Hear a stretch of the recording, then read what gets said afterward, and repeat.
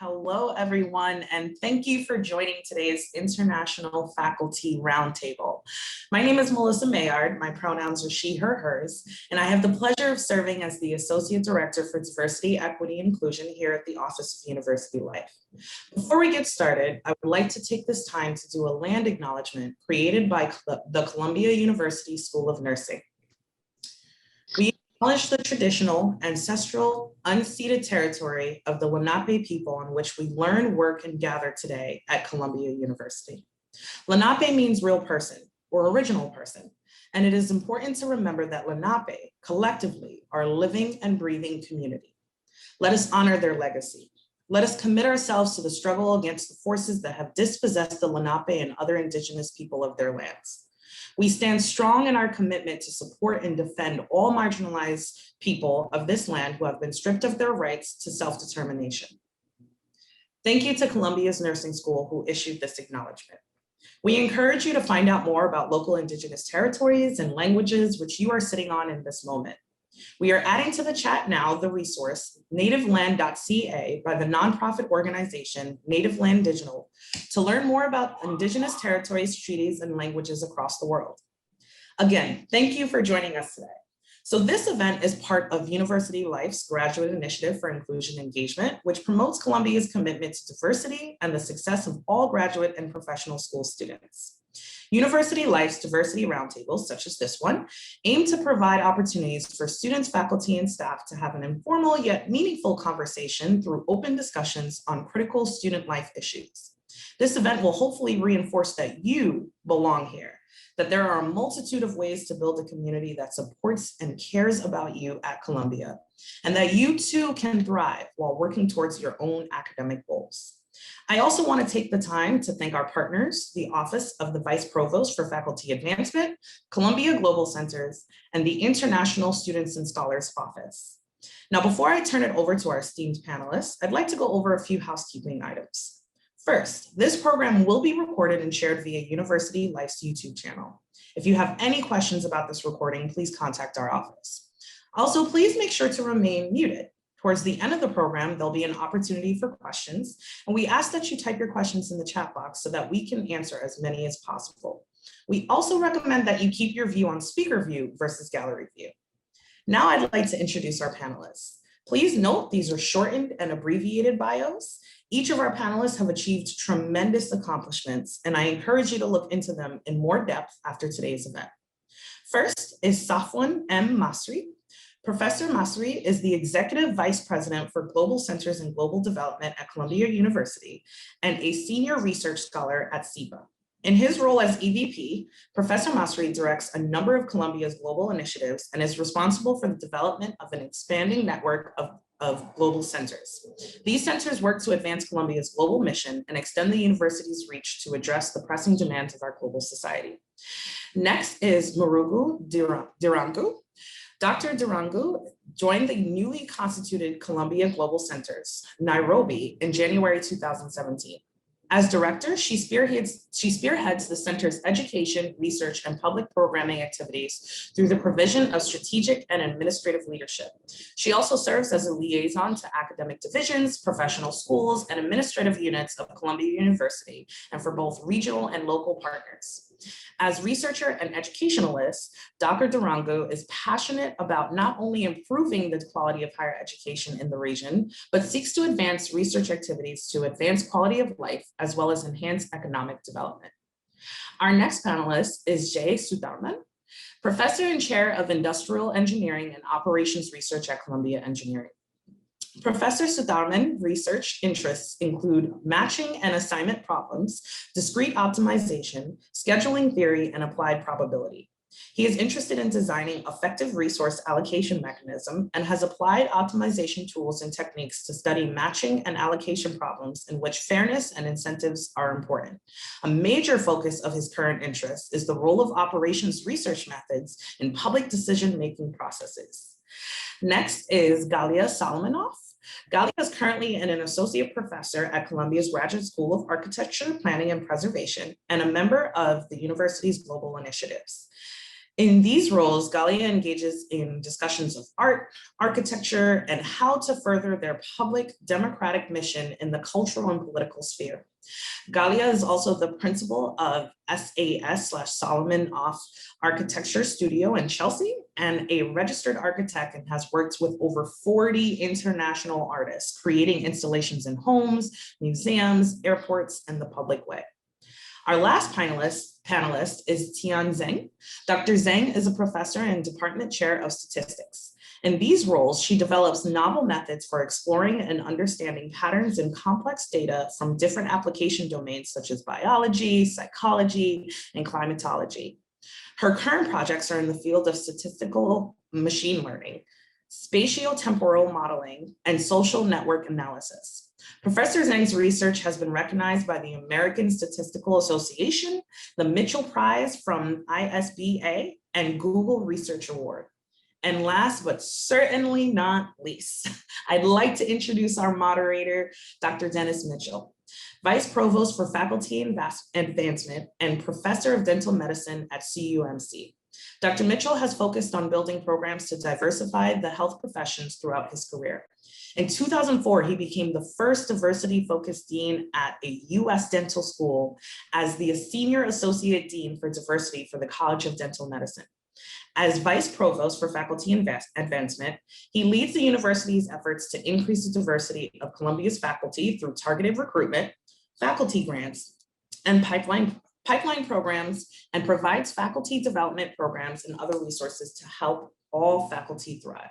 These are our incredible panelists for today's event. And with that, please join me in welcoming them as I turn it over to our moderator, Dr. Mitchell. Thank you. Wonderful. Thank you, Melissa. And good morning, everyone. It is an incredible pleasure to be here. I am Dennis Mitchell and Vice Provost for Faculty Advancement here at Columbia. And one of my pleasure this morning is to be able to frame the conversation that we hope to have today. And the most important goal, I'd say, of today's panel is to help our international students prepare for a post-COVID, post-George Floyd Columbia University as they return. We have to acknowledge that some very difficult truths over the past year and a half have shown themselves. We've been hearing stories from international students and faculty about the pandemic and how it has been portrayed, especially during the former presidential administration. Many in our community were fearful for their safety, and as a result, we must figure out how to address this for them. Today's conversation follows our April panel discussion that was entitled, "We Have to Reimagine," which was co-sponsored with the Office of University Life and focused on anti-Asian discrimination and violence. It fits in with our other graduate initiative faculty panels that we've had in the past on first-generation students, the LGBTQ+ community, and the Black and Latinx community. It is critical that we now broaden our scope to include international faculty from around the globe to share their experiences and underscore that Columbia welcomes all scholars. This is important for many reasons, but most importantly, because we have the largest proportion of international students in the entire Ivy League at Columbia University. We hope that this international roundtable will become an annual feature in the graduate initiative moving forward, an initiative that is co-sponsored with the Office of University Life to celebrate Columbia's diversity and highlight the experiences of our international and students scholars.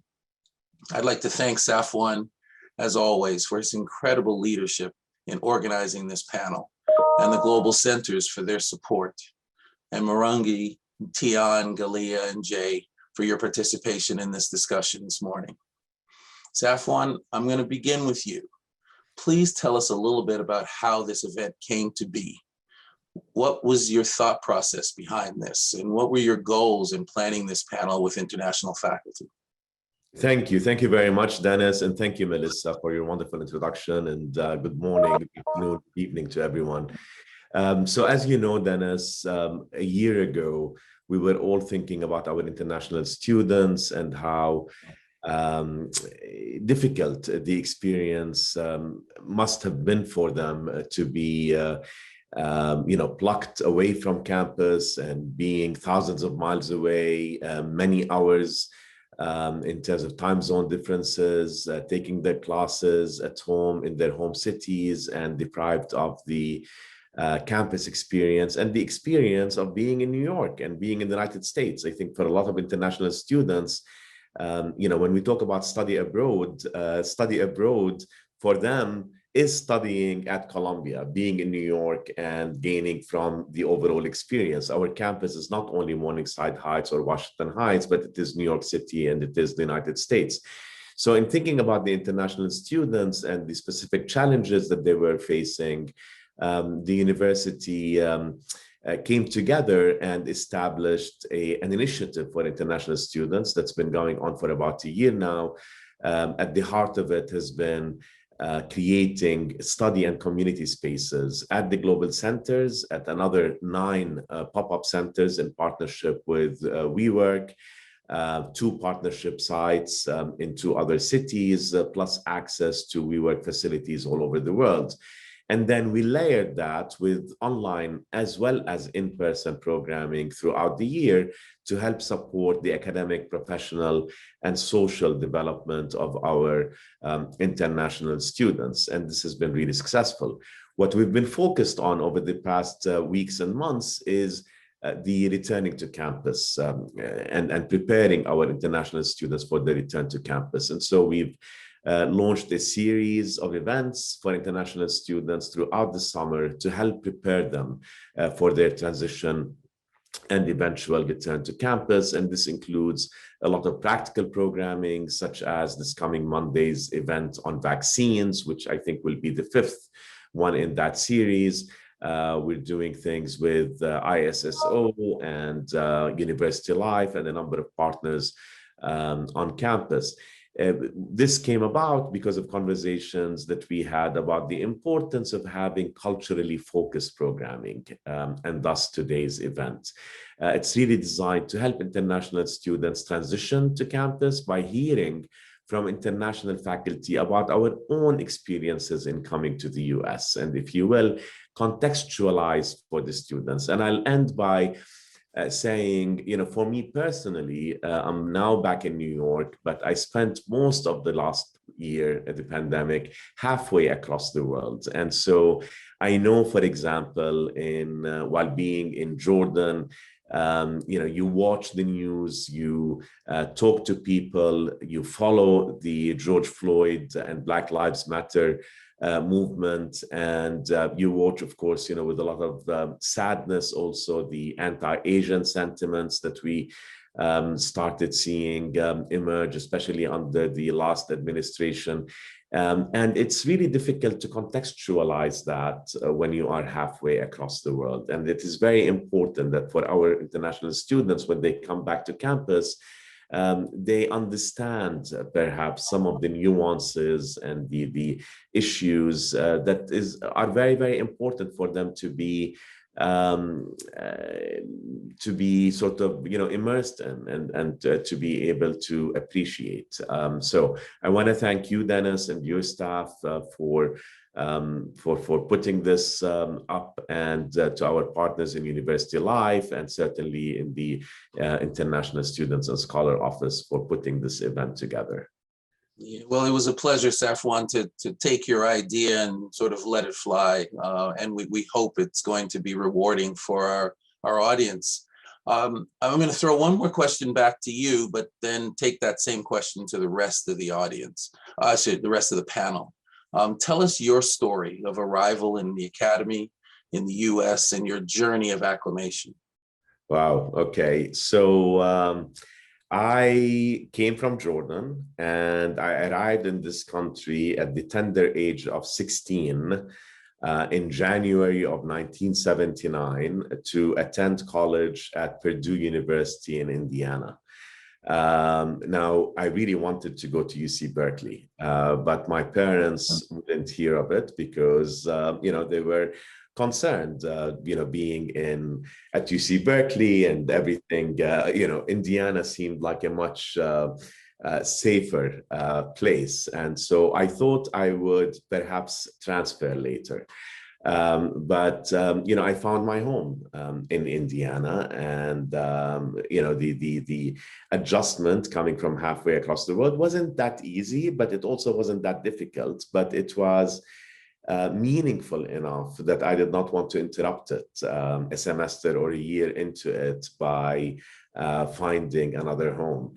And then from there, I went on to Stanford to get my PhD. And during my last year at Stanford in 1988, I applied to a few academic jobs. And the one that interested me the most was Columbia, at Columbia Business School, for a number of reasons having to do with both the school and Columbia University. But I have to say also, Dennis, because of New York City, I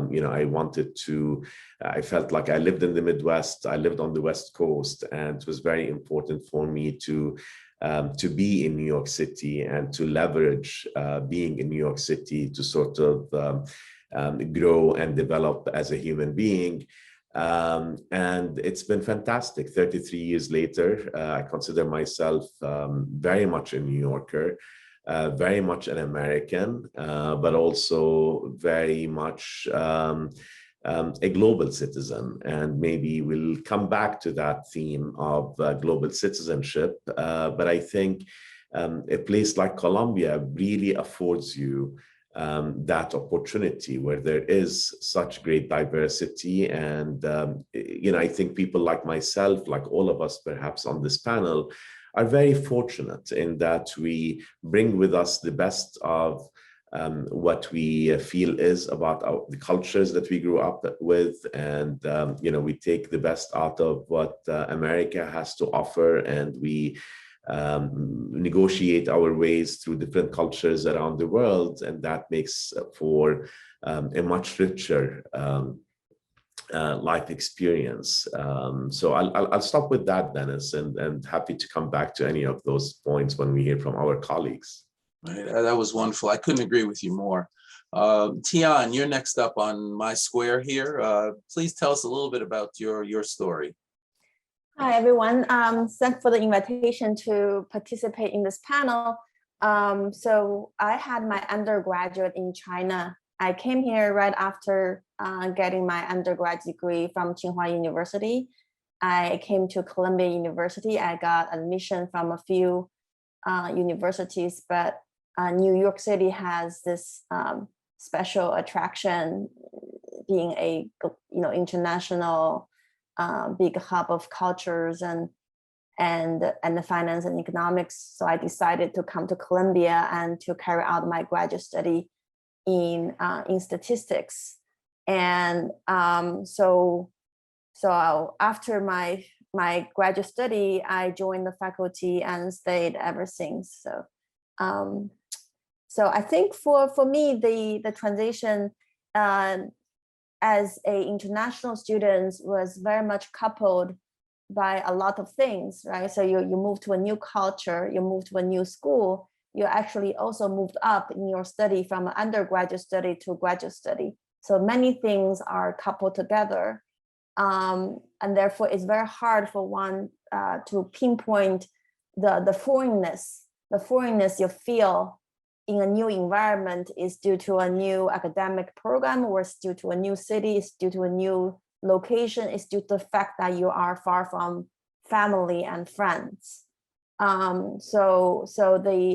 remember one of the questions is what helped the most during this acclimatization is friendship, right? I made new friends who are international, both Americans and international students. And they help me navigate the foreignness, because something are new to everybody, something are new to me and not to some of my friends. And they acknowledge this and then help me through.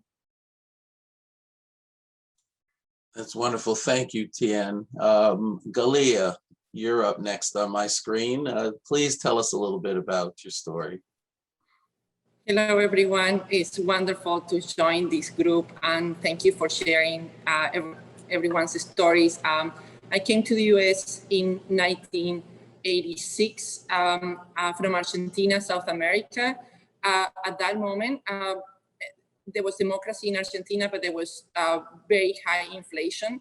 So what I came after a year of working as a waiter, what I had saved was equivalent to $400. And so it was a rough start, but I found a place here to work and to study. I studied at City College first and Columbia later, and navigated in City College first and Columbia later the difficulties of being an international student, gaining visas, the equivalences. I had gone to engineering and architecture school for a year of each in Argentina. And so validating my classes, learning a language, becoming a legal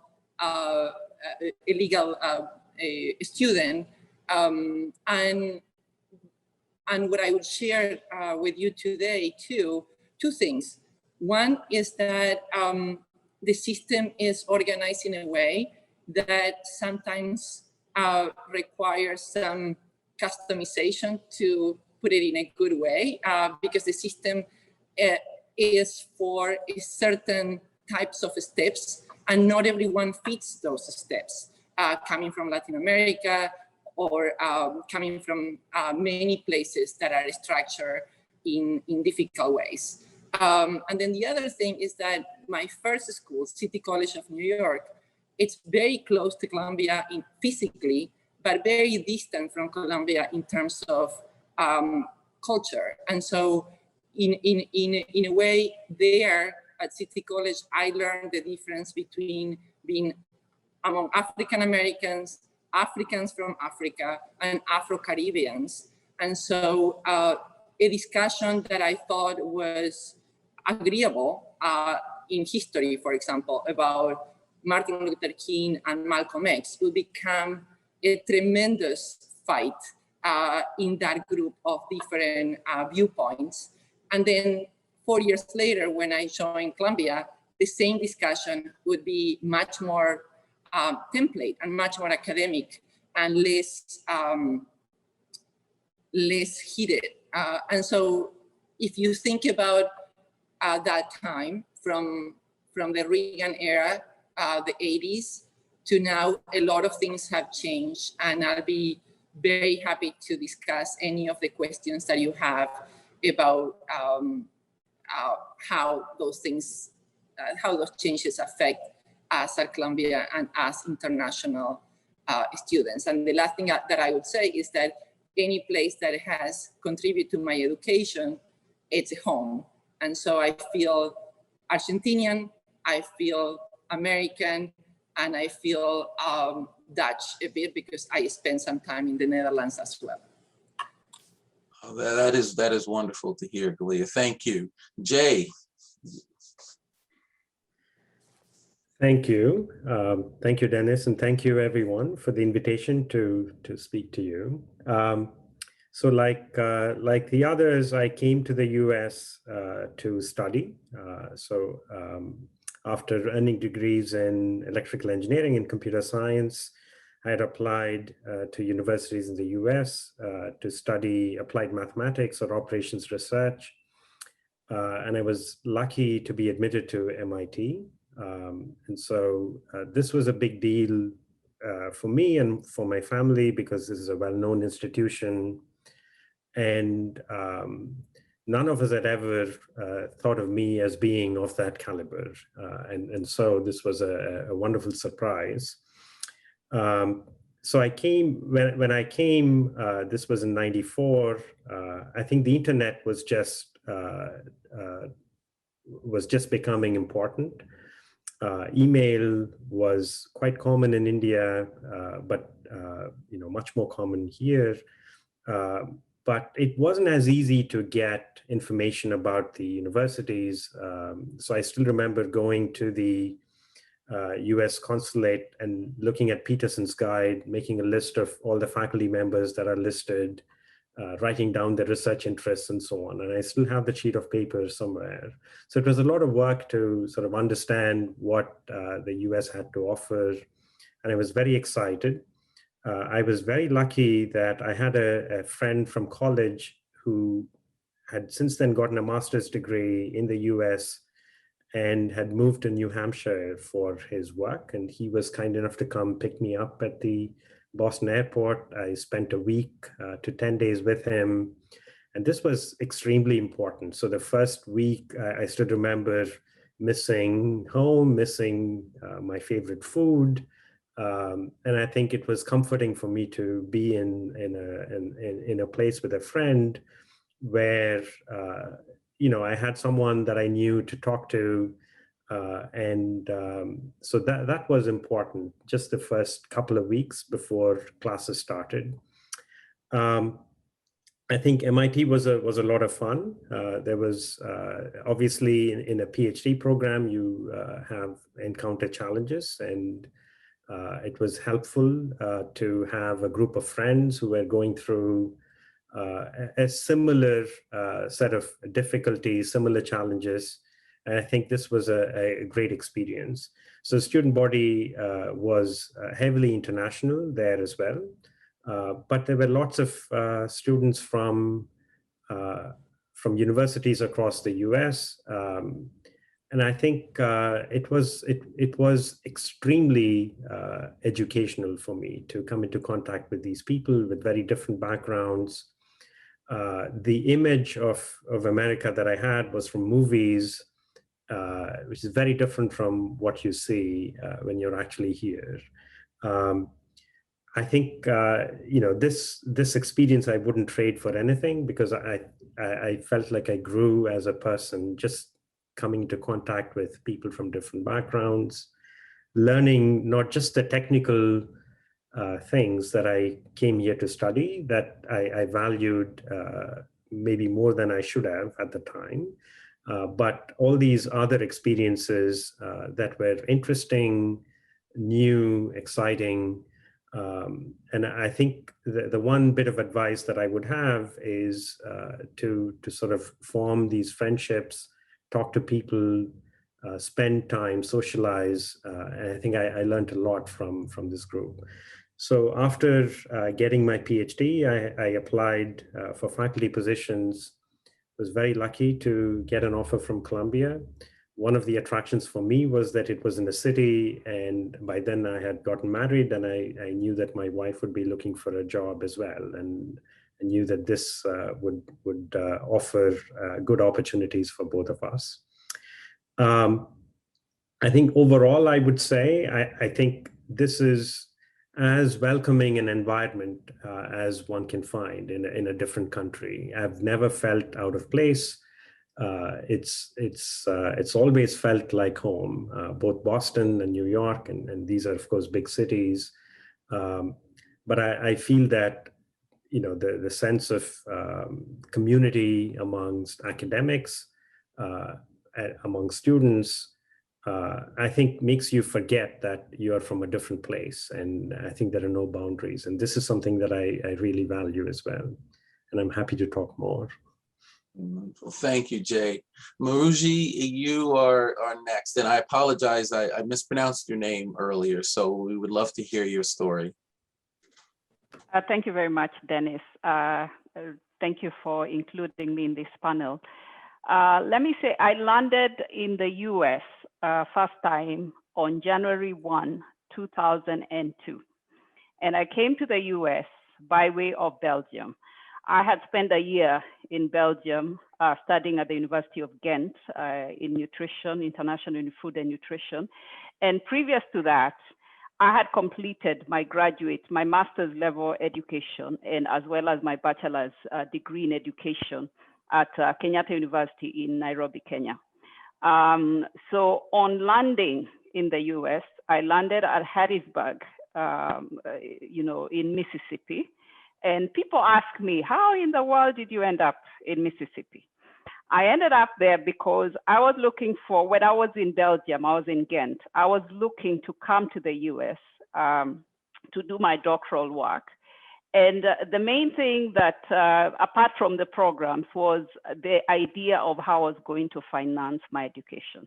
So I was looking for financial aid, and I happened on this program that was being offered by the University of Southern Mississippi, that was funded by USDA, a project called the Delta Nutrition Intervention Research Initiative that worked in Mississippi, worked in Louisiana, and worked in Arkansas. And I became a graduate research assistant in that program. So on that particular day that I landed in Hattiesburg, Mississippi, I was received by a person who became my friend and my mentor, Professor Kathy Yadrick, who was the head of the Department of Nutrition and Food Systems at USM. And I spent the first night at her house. And she became a mentor for me, and, really guided me through my 3.5 years at USM. I graduated, I drove a lot into the Delta. I really got to understand the US from a very different perspective. And, saw the very rural areas with a lot of disparity, and some places that I could relate to where I came from in parts of Africa. After I graduated, I was looking around for, a position, a job in academia, and it's very, very challenging to find yourself situated. But luckily, I found a postdoc position at Columbia with the Art Institute. So I was offered a fellowship with the Art Institute as an EI fellow. So I came to Columbia in 2005, drove a U-Haul truck with all my earthly belongings. A friend of mine came along with me, and we drove all the way from Hattiesburg, Mississippi, all the way to New York. Shock on me. I mean, it took us 2 days. And, we came from a very genteel Southern culture of, people opening doors for you, excuse me, ma'am, and so on. And then suddenly we are driving on one of the bridges in New York with our U-Haul truck. And, the cabbies are cutting in front of us. And, it was a nice walk up. As much as I grew up in the city here in Nairobi, it was still very, really, a nice shock to the system. So I started my postdoc work at Columbia. And because we were working on the then called Millennium Villages project, this allowed me not only to be in New York, and I was very, very, very, Columbia was really great to us because they offered us housing, subsidized housing. We were paying some rent, but we, not as much as this market rate. But my program at the Art Institute allowed me to come back, to keep coming back home to do my research and to help out with the project. So I was there for 2 years, to 2007. And then again, I had to think about what happens next. So now I started looking for an academic position. And I went to all these places. I drove across the country because I think I was invited to about 15 interviews across the US. And I was eventually able to land a position at the university, at Georgia State University, in the nutrition department there. And I was there for a number of years before I then moved to the university, Appalachian State University in North Carolina, where I was until just 2016 as an associate professor. At that time, I managed to run into a gentleman known as Safwan Masri and the Global Centers. And because I had always connected back to Columbia, even during my academic times at Georgia State and at Appalachian State, I was really delighted when I was offered a position to come and head the Global Center here in Nairobi. So I'm not on faculty currently, but I'm here and I'm very familiar with the academic trajectory and really delighted. And as everyone else has said, I really am always very thankful for the fact that I landed in the US, because even with some of the challenges that are there, I'll always be very, very grateful for what I got, the opportunities that I was able to receive from that country, that I also now call a home, in that I became a citizen a few years ago. Thank you. Thank you, Murugi. I'll tell you that I appreciate the imagery. I can visualize you. If I close my eyes on that bridge with a U-Haul getting cut off by taxis, it is not unfamiliar to any of us. So that was wonderful. I'll take a minute to share a little bit about myself. I am the son of Trinidad educators, immigrants, who left Trinidad in the early 1960s when there was a massive teacher shortage in Canada. As Canada was exploding in population, and they were looking for teachers who were educated in British teachers' colleges all around the world. And Trinidad being a former British colony, and they were educated in the British college there. They were perfect candidates. And at 3 years of age, I came to Toronto, and Toronto was home for me. And actually, the majority of my family are still in Toronto. I was there until the age of 18 when I came here to the United States and to Cornell University in upstate New York. Left Cornell to go to Howard University for dental school in Washington, D.C. And then from there, finally got to New York City to do my residency training here at Harlem Hospital, which is affiliated with Columbia University. So it was a Columbia attendings program. And I got here in 1989. And in 1989, we had a different kind of epidemic going on, ultimately a pandemic in and of itself with HIV/AIDS, but also the crack epidemic, which were intersecting on urban cities. So I began to do significant research on oral manifestations of HIV disease, especially in populations in inner cities. And that work really consumed me and brought me to Columbia University right out of residency training as a faculty member in 1991. So July 1st, a few days ago, actually hit my 30th year as a faculty member here at Columbia.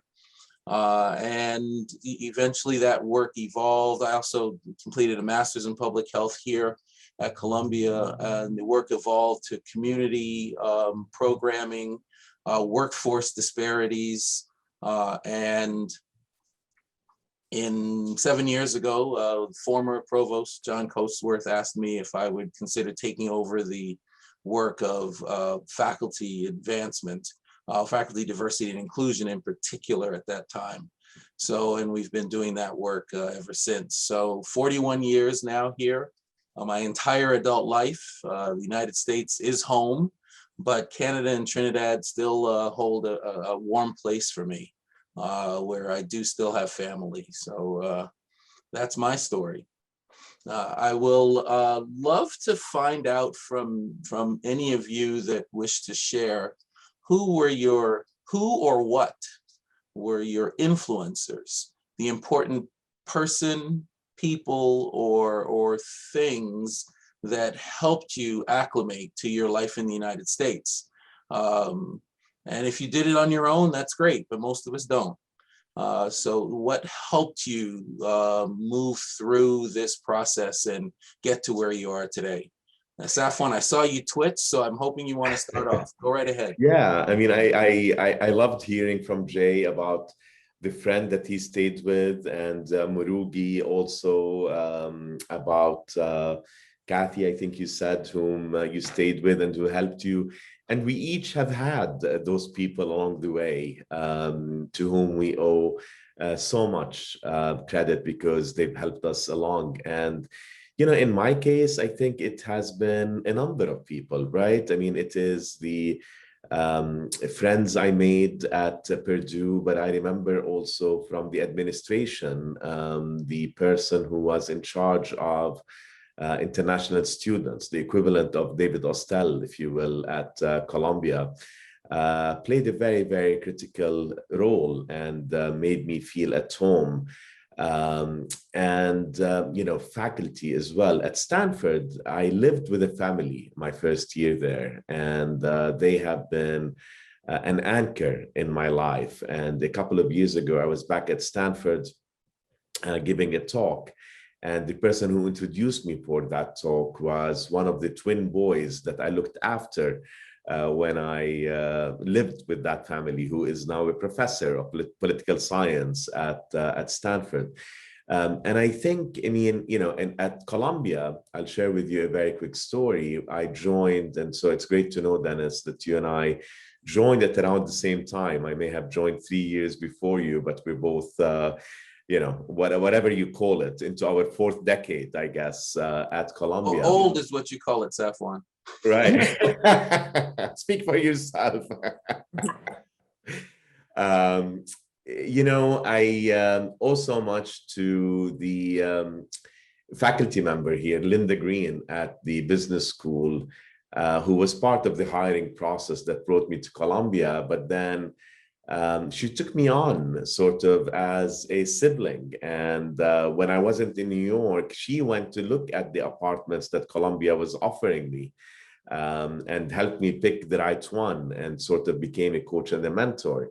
And 4 years into my tenure on the faculty, not tenured, but being on the faculty at the business school, Mayor Feldberg, who was the new dean, asked me to be his vice dean, and he took a big risk. I was very young, only had 4 years under my belt, and I'm forever grateful. And he was South African. And the fact that, I'm Jordanian Palestinian.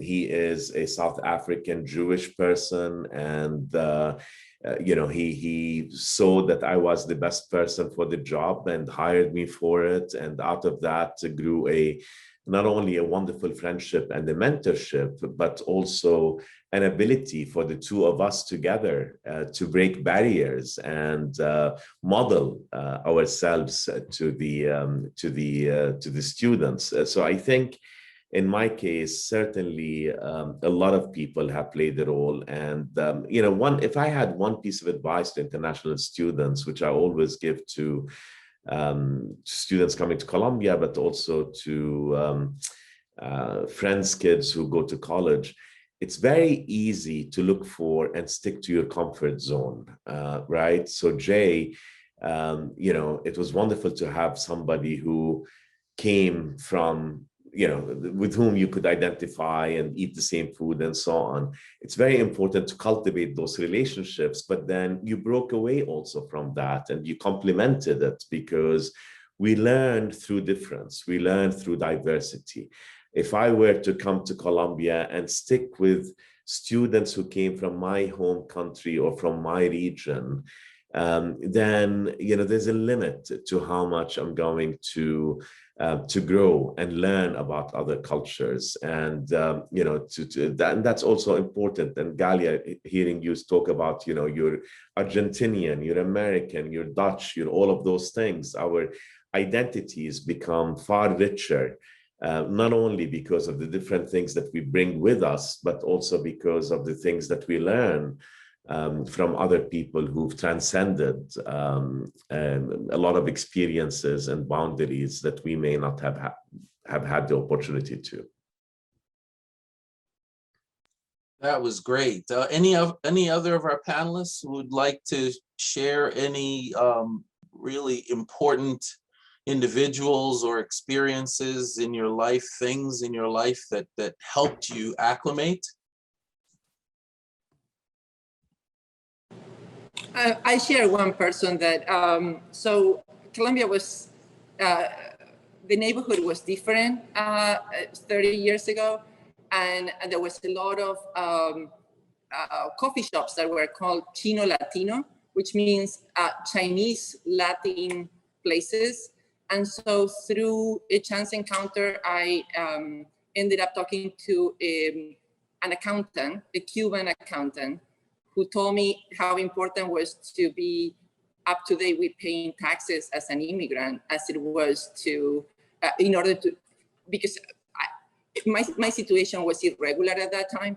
And so I would say that going to places to eat, talking to people of your culture, but like Safwan said, not only of your group, but also of other groups that connect you to other places, and learning the different ways in which a friend at Columbia, an accountant that you meet and helps you do your taxes, and all these different people teach you how the system works and how to be comfortable within the system that is created. That's great. That's great. I'll share for myself that I probably have a dozen critically important mentors in my life, many of them, more than half of them here at Columbia, that helped me professionally throughout my career. But the two people that influenced my life in the United States, my being here, are both uncles. And one, while I was 11th grader in high school in Toronto, I finished third in the Canadian Descartes math contest. It was a big deal to finish third. And he was finishing his doctorate in education at Harvard. And he said to my mother, "That kid is smart. He needs to come to Harvard." And literally, or else I would have gone to University of Toronto with all of my friends. That's where everybody went. And so in the application to Harvard, you could apply at that time, this is 1978, 79, you could apply to 2 other schools internationally. The 2 closest Ivy League schools to Toronto were Cornell and Princeton. And those were the 3 schools I applied to. I did eventually get in to Harvard after being waitlisted there, but I got a full scholarship to Cornell because of my SAT scores in math. And that influenced my life in a trajectory. And then a second uncle, the only dentist in our family who went to Howard University, everybody else are educators, and influenced me to go into dental school. And ultimately, as much as I became a dentist, I still became an educator. So I managed to merge those 2 things in my life. But those 2 family members were critical. Otherwise, I would have absolutely been in Canada still. I'm done. Does anybody else have something they'd like to share? Yeah, I just wanted to add on that also, besides Kathy Yadrick, who I met in Mississippi, I have also had the mentorship of Professor Richard Deckelbaum, who is the former head of the Institute of Human Nutrition at Columbia. So he's been really, really critical to my career path. But beyond that was also the students who are ahead of me, who I found at Columbia, and also the students who are fellows or the postdocs who are fellows at EI when I joined. So getting to know what to expect, what to anticipate, they show you the ropes. Actually, Mississippi, in my case, I came into the country without knowing how to drive a car. So my classmates, the people who are in the doctoral program with me, who are ahead of me, Christy Lofton, for example, I remember, she's a good friend, were critical in not only getting me my first vehicle. In Mississippi, you have to drive, it's not like New York, but also just taking me to the road and figuring out, I come from Kenya. We are British in other senses, and we drive on the other side of the road. The Americans drive on the wrong side, we drive on the right side, So even getting, acclimated to driving. So looking up to your colleagues who are ahead of you and who have walked the path you're going to walk is also very, very, very important. Thank you. So, I would just say, for me, the desire to stay in the US and become an academic, mostly due to the environment that I saw at the university. I think it's a celebration of meritocracy. There's a sense of purpose and a seriousness to how people did their work. The co-director of the OR Center at the time was Tom McNanty, who's an institute professor at MIT now. Of course. And as first-year students, we would stay at the center, work fairly late in the evening, sometimes overnight, and have, I can still see him. He was at work at early in the morning. He would be there till late in the evening. He would never look stressed. I mean, he just loved what he did. And he always had time to talk to students. And I think there was a shared sense of community and purpose, and that made a big impression on me. And I think somewhere in that first year, I felt, this is who I want to be. I want to be like this person, have a career like he did, because he was just happy. So not a direct influence in that he didn't, sit and talk to me and say, this is how one should be, etc. Just the way he was, the way he conducted himself was enough of an inspiration for me.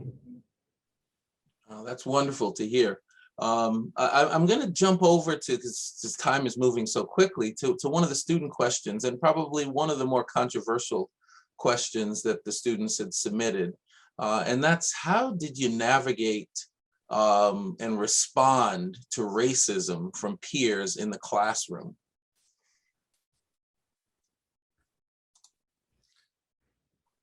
That's a great question. I mean, I'll want to hear from my colleagues here. I guess, the most important thing I have found is to call it out, okay? To call it out is the first important step. And what I have found is that oftentimes people don't realize, sometimes, okay, not all the time, they don't even realize that they're being racist or sexist or any of those things, or homophobic or Islamophobic. So I think it's very, very important to call it out. And then the second thing that is very important is to then try to engage constructively, not shame, but rather, say, do you realize the meaning of what you just said, the impact of what you just said?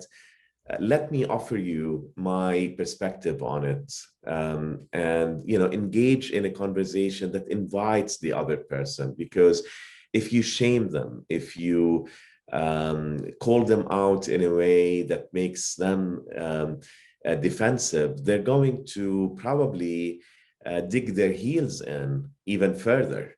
And you've lost that opportunity to help somebody recognize that they've done something wrong, that they are being racist when they make a certain remark or act in a certain way. And by the way, you call out not only words, you call out actions, which are sometimes subtle. So that would be my response to it. And use it as an opportunity to really engage, because ultimately, what do you want? You want to influence people. You don't want to have a fight. You don't want to feel good about yourself. That's not the objective. The objective is to help combat racism. And the best way to combat it, I think, is to get people to understand it and to question themselves more. Excellent response, I want to offer. I'd love to hear. Oh, go right ahead, please, Tian. So I look at this question. I think I experienced less from peers, because we tend to be friends. We experience a lot from students and sometimes colleagues who are not in the classroom. I see a question in the chat talking about accent. So the question says, how should one respond? And Safwan offered great advice on how you would interact with such people when doing in communication. I would like to offer my experience with how I respond internally. How do I make myself stronger and more resilient in this? Because as our society improve, the improvement does not happen overnight. We cannot wish away such racism, and more often that such racism come as microaggressions rather than direct attack on your identity, and so make it very hard to respond. And how do I respond to a comment in my teaching evaluation about my accent or my awkwardness in my culture approach to humor in my classroom? I cannot respond to those comments directly. And then those tend to contribute to all our imposter syndrome as minority, as immigrants, as people of color. And then you have to educate yourself about the existence of such a microaggression and the roots, so that you do not assume 100% on yourself for solving the problem. You want to educate yourself about sometimes it's not you, is the biases. And then you should be more confident about what you contribute to the classroom, the value you bring in the education, and you're acknowledge the fact that we do speak with accent, and everybody speak with accent, even American. There is the Texas accent, there is Southern, there are Brooklyn. Within the city, we have Brooklyn accent and Queens accent and Manhattan accent. And yes, speaking with accent sometimes make it a little bit harder for people with a different accent to understand you. We acknowledge that, and we try to make our teaching more effective by explain things in multiple ways, using other visual cues to facilitate. We want to be effective communicator and educators. And beyond that, we shouldn't let any of the feedback to allow them to make us judge our expertise or our knowledge of the subject or our capacity to contribute to the classroom and research. So that's what I would like to respond to this question. Thank you, Tian. I Yes. thought that was great. Yep. I think that we are clearly over our time, but I would love to if you would bear with us for another couple of minutes to entertain one more question from the students, and then we'll turn it over to Melissa to close it out. And one of these questions, it's what is the biggest unexpected obstacle as an international scholar that you experienced, and how did you get over it or overcome it?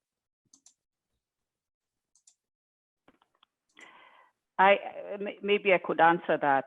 For me personally, it was making the jump from being a student to being hired as an academic professional because of the challenge here was my immigration test, as much as that's not the discussion we're having here, but transitioning from being an international student who is on an F1 visa to being able to get a H1B visa and to be hired by university, and for them to show that there were not Americans who are equally qualified who are competing with you, that you could then be given the position.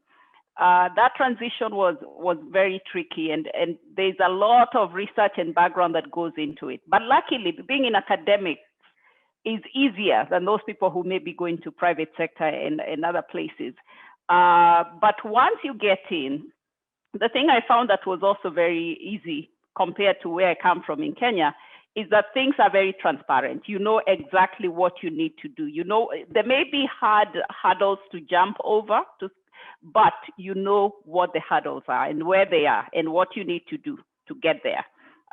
So I found that very, very challenging, and going through the whole process before you eventually land in a position where you feel you're secure in your position, and you're not going to be out of the country the next moment because of your status. Well, thank you, Murugi.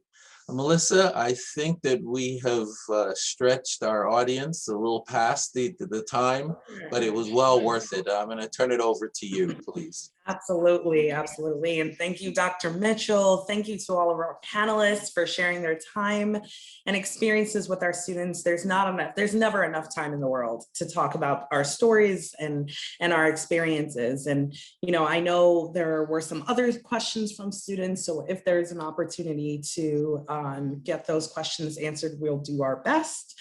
So feel free to reach out to us with an email if you do have sort of this burning question that you want answered. And you know, I would assume that the great panelists on this conversation would be more than willing to answer and connect with you. So I just want to remind everyone that today's event is part of the Graduate Initiative for Inclusion and Engagement. This is only one of a series of events throughout the summer and fall semester and spring semester. To learn more on upcoming events, be sure to check out our events calendar, which has been included in the chat. I'd also like to extend a big thank you to everyone who attended and participated. We hope that you were able to gain a lot out of today's event.